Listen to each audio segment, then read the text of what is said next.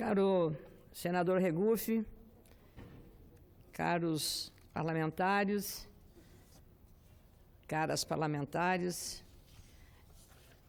nossos telespectadores da TV Senado, ouvintes da Rádio Senado, a sociedade brasileira que tem cuidado de atender e fiscalizar e acompanhar o nosso trabalho aqui no Congresso Nacional. E queria dizer, meu caro senador Regufe, no final do seu discurso foi aquilo que a sociedade exige: mostrar na prática que é possível governar, é possível, seja no Executivo, como nós aqui no Legislativo, e também no Judiciário, fazer economia com o dinheiro público.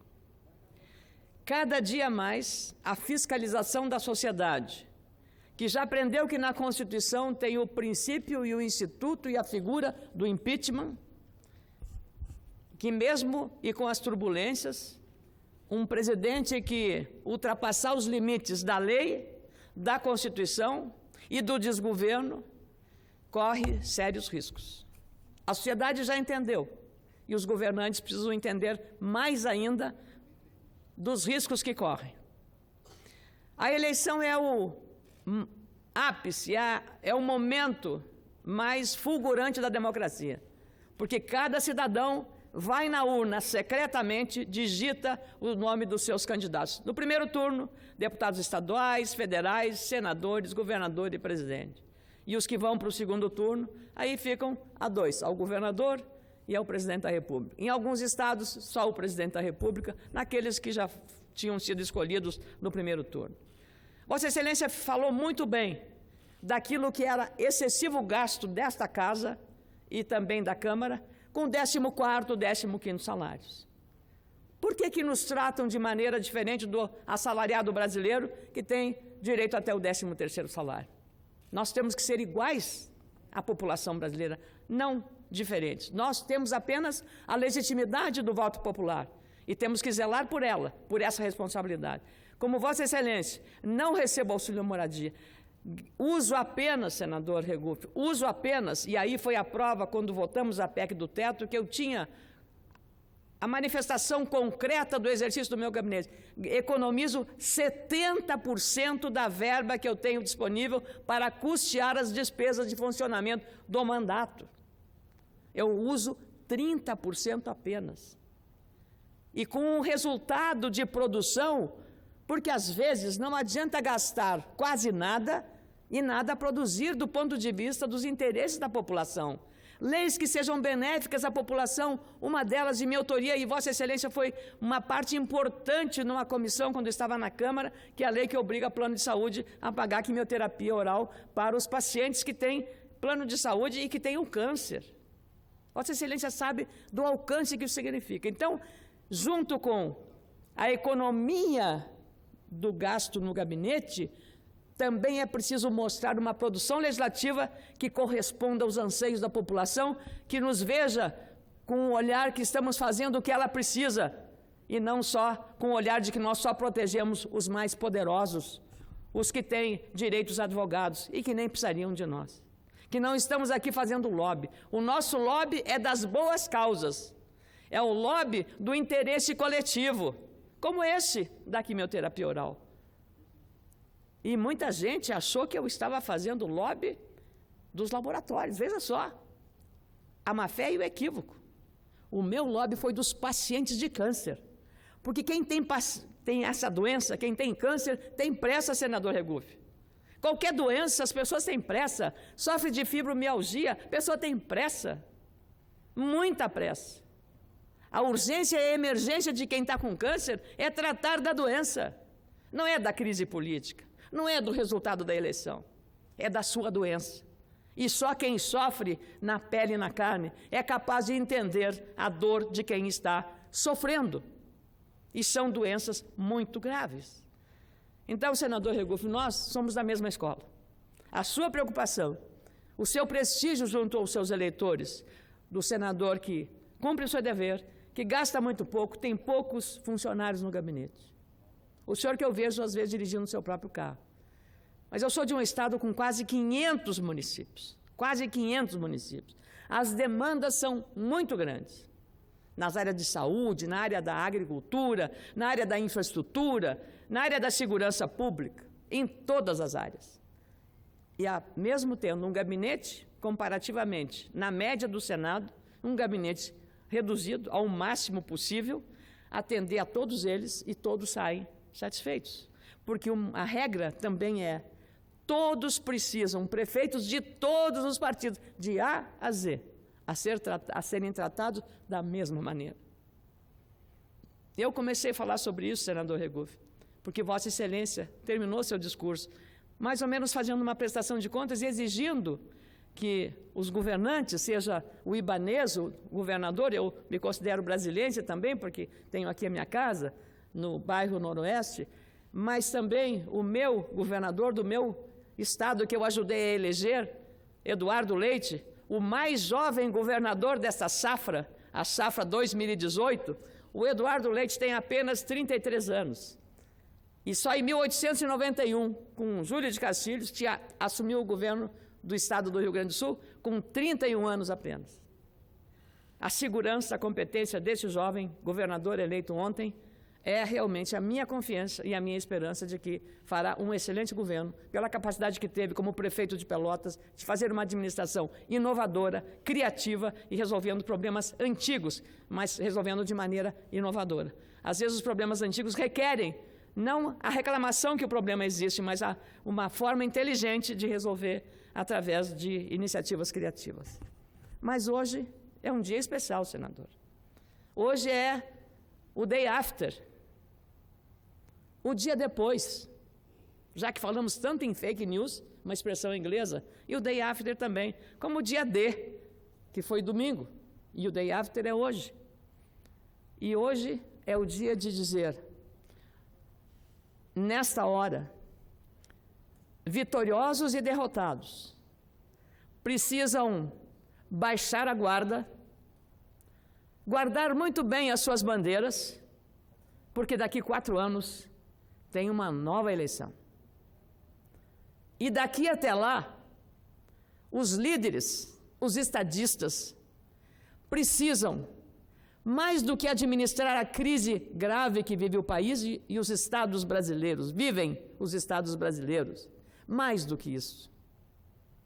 Não é apenas administrar a crise fiscal da União, a crise fiscal dos estados, que é o desequilíbrio das contas públicas. As economias dos estados e do país até anda por si, pujança em vários setores. Mas as finanças do Estado brasileiro, seja do município, seja do Estado na União, a crise federativa é aguda.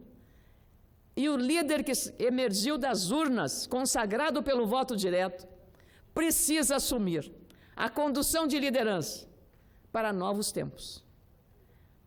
Esquecer que estamos entrando num terceiro turno de eleição. Nós encerramos a campanha eleitoral no domingo, após a revelação dos resultados pela Justiça Eleitoral. Agora são novos tempos. E o estadista que tiver a capacidade de, não só o vitorioso, também não olhar o retrovisor daquilo que considerou injustiças praticadas, dos ataques do adversário, das críticas mais duras da imprensa. Não olhe o retrovisor. Olhe para frente. Pode até olhar para os lados, mas para frente é muito melhor.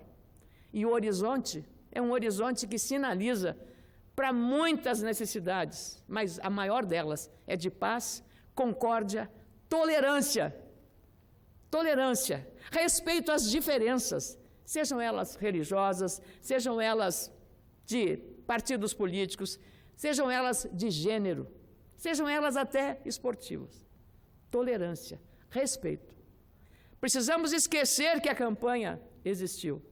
E se nós ficarmos ainda olhando o retrovisor, não avançamos um passo na direção da construção de um país que queremos melhor. Se Fernando Haddad, omitiu ontem, e eu o ouvi com muita atenção, o reconhecimento, a vitória de Bolsonaro, e deixou um vazio enorme e uma oportunidade perdida de ali demonstrar grandeza.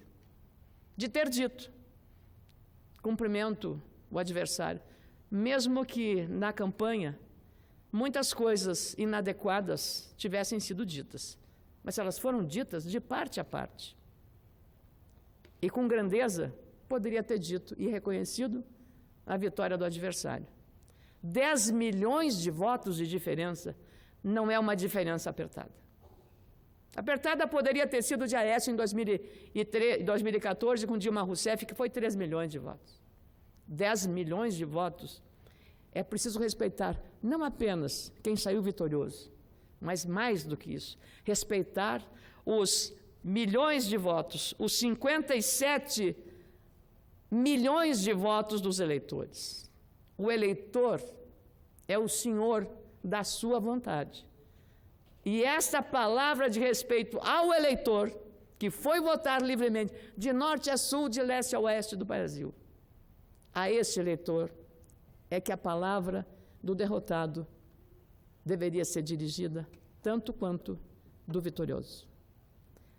Este vazio deixado ontem na mensagem de Fernando Haddad foi preenchida com 3 linhas no dia de hoje, no seu Twitter, na sua rede social. Ele escreveu: Presidente Jair Bolsonaro, desejo-lhe sucesso. Nosso país merece o melhor. Escrevo essa mensagem hoje, de coração leve, com sinceridade, para que ela estimule o melhor de todos nós. Boa sorte. Parabéns, Haddad.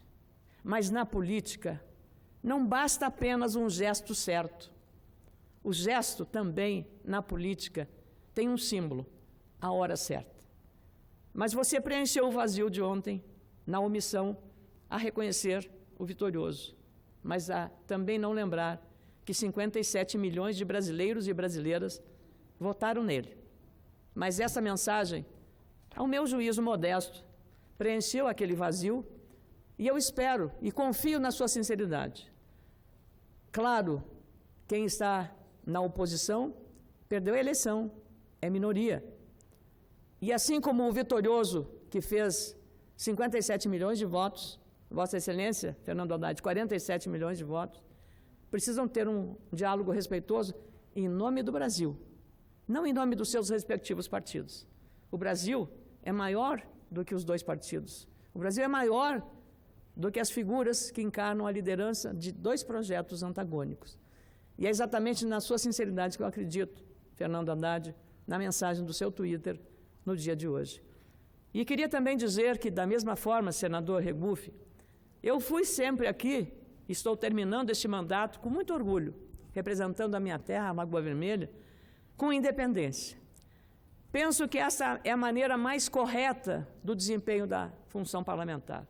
Não tenho nenhum cargo no Rio Grande do Sul, no Estado, o meu partido apoiou, José Ivo Sartori até o limite da saída do partido e ter tentado primeiro uma candidatura própria e depois, por minha insistência, eu entendia que nós estaríamos mais fortes se fôssemos uma coligação com o PSDB, que acabou vitoriosa na figura de Eduardo Leite, que soube e teve uma compostura, um desempenho extraordinariamente maduro, competente. Por isso mereceu o apoio dos eleitores do Rio Grande do Sul.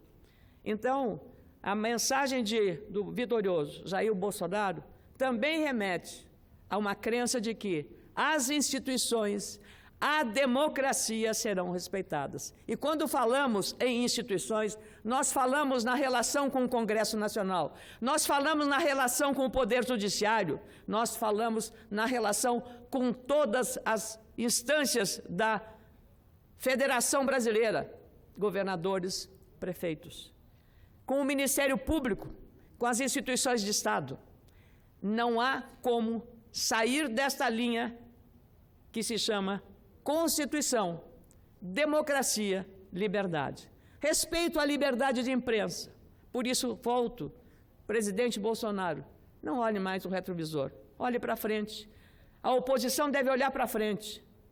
E hoje, lá em Porto Alegre, ontem à noite, quero cumprimentar o governador que perdeu a eleição, governador José Ivo Sartori. Sabe qual foi a manifestação dele quando reconheceu a derrota e apresentou publicamente cumprimentos ao vitorioso Eduardo Leite? Disse: desejo-lhe boa sorte nesses desafios. E reconheço que nós não conseguimos os votos necessários a essa campanha, fizemos o possível, o governo fez o possível, não conseguiu superar todos, porque são muito graves os problemas do Rio Grande do Sul, como na maioria dos estados. Também o estado do Rio Grande do Sul não paga em dia os servidores, como o Rio de Janeiro, como Minas Gerais. A crise é profunda e aguda. Mas o gesto mais bonito do governador José Ivo Sartori foi dizer: onde eu estiver, conte com o meu apoio para que o Rio Grande supere as suas dificuldades. Senador Regufe, este é um gesto de grandeza de um governador derrotado na tentativa da reeleição e que se dirige ao adversário pensando não nele, mas pensando na responsabilidade como líder político de ajudar a resolver os problemas do nosso querido Rio Grande do Sul.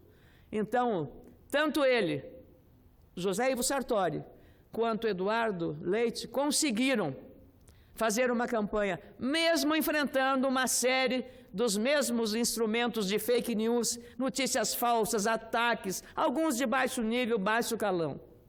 Mas tudo isso foi deixado de lado. Terminou no sábado. Ontem, hoje e até janeiro de 2019, o Rio Grande se comporta de maneira altiva, soberana, em respeito à vontade do eleitor.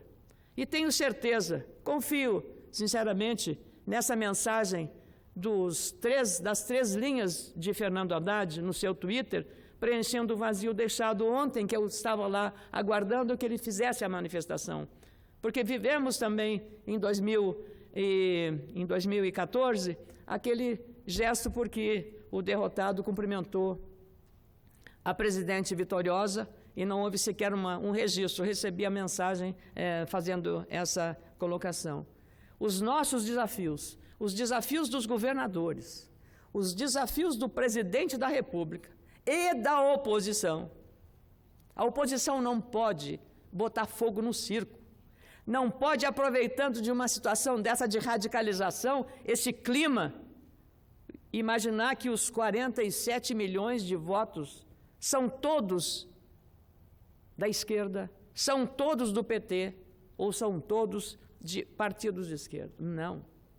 Há muito voto aqui que é de gente que não tem partido e não gosta de partido político.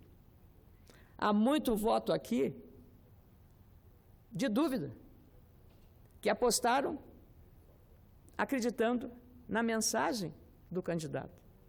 Não pode o PT pensar que 47 milhões são votos do partido. Estes votos precisam ser respeitados e avaliados aqui neste número. E é exatamente essa a responsabilidade da oposição. A arrogância é um dos maiores adversários da política. A arrogância não é o melhor conselheiro, não é a melhor conselheira. A arrogância, se persistir na conduta da oposição, poderá levar a uma situação como vivemos hoje, daqui a 4 anos. Então é muito importante que esta eleição tenha deixado, senador Regufe, lições verdadeiramente eficazes à compreensão. Por que chegamos nessa radicalização? Por todos os erros cometidos pelo PT. Não teríamos chegado a esse desfecho se tivesse sido outra a mensagem, outra ao governo. O resultado poderia ser diferente.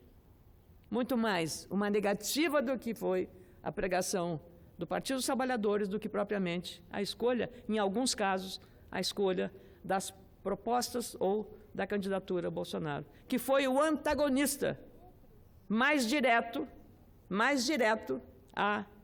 ao petismo. Então, não podemos agora de novo, olhar o retrovisor. É preciso olhar para frente porque os desafios são maiores. E o presidente Bolsonaro precisará ter a habilidade de fazer um entendimento com o Congresso Nacional de maneira também respeitosa, altiva. O relacionamento com o Poder Judiciário, absolutamente dentro da chamada liturgia do poder. Mas, mais que isso, sinceridade, lealdade e confiança. Nas mãos dele está o comando da nação. E essa nação dilacerada por esse processo eleitoral, atacada por fake news, por dúvidas sobre fraude, sobre urnas eletrônicas, por uma facada no meio do caminho, que quase tirou da disputa Jair Bolsonaro. Houve uma tentativa de homicídio, senador. Não foi uma facada qualquer. Então é preciso compreender isso. E é preciso também que a sociedade brasileira respeite o sentimento da população. Eu posso não concordar com tudo que o eleitor deseja, mas eu tenho o dever de respeitar a vontade da maioria. Esta é a única atitude que precisamos ter neste momento, de tantos desafios, de tantas carências, com 13 milhões de pessoas desempregadas, com o Estado falido do ponto de vista de oferecer para o cidadão serviço de qualidade. E, mais do que isso, a nação, o país, precisa e quer e espera dos seus líderes esta capacidade de olhar para frente, de comandar o país para que ele se reencontre. E a oposição, se quiser sucesso, não adianta a revanche. A revanche vai apenas, a vindita, vai apenas agravar os problemas já graves que nós estamos vivendo. Não é o confronto que vai resolver os nossos problemas. Não é apagando o incêndio com gasolina. Não é botando fogo no circo. Ao contrário, quanto mais responsável for a atitude da oposição no Brasil, melhor será para a democracia. Ela deve, sim, fiscalizar rigorosamente o novo governo, nos limites da sua responsabilidade, mas jamais fazer provocações como a que alguns estão insinuando fazer a partir de terça-feira. O Brasil não merece isso. E quem fizer e ousar desafiar a lei e a ordem, ou desafiar o princípio constitucional do respeito à propriedade privada, do respeito ao direito do cidadão, do direito de ir e vir, não vai encontrar pela frente um caminho muito favorável nem positivo. É preciso, por isso, muito juízo, muita moderação, muito equilíbrio e respeitar essa diferença de 10 milhões de votos. É preciso respeitar o que a urna decidiu. E a urna e o voto do eleitor e da eleitora é soberano, é individual, é solitário, é sigiloso. E isso é o que precisa ser levado em conta, senador Regufe. Nada mais que isso. Não vamos olhar para o retrovisor, porque se fosse assim, nós jamais sairíamos do lugar em que ficamos, o país dilacerado. É possível, eu acredito, que tanto Bolsonaro quanto o próprio Haddad, em algum momento, possam conversar seriamente sobre o país. Mas se não forem capazes de fazer isso, nós temos que, o povo, eu estarei deixando, não, como disse e repito aqui, Eduardo Campos, pouco antes daquele trágico acidente, não vamos desistir do Brasil. Muito obrigada, senador.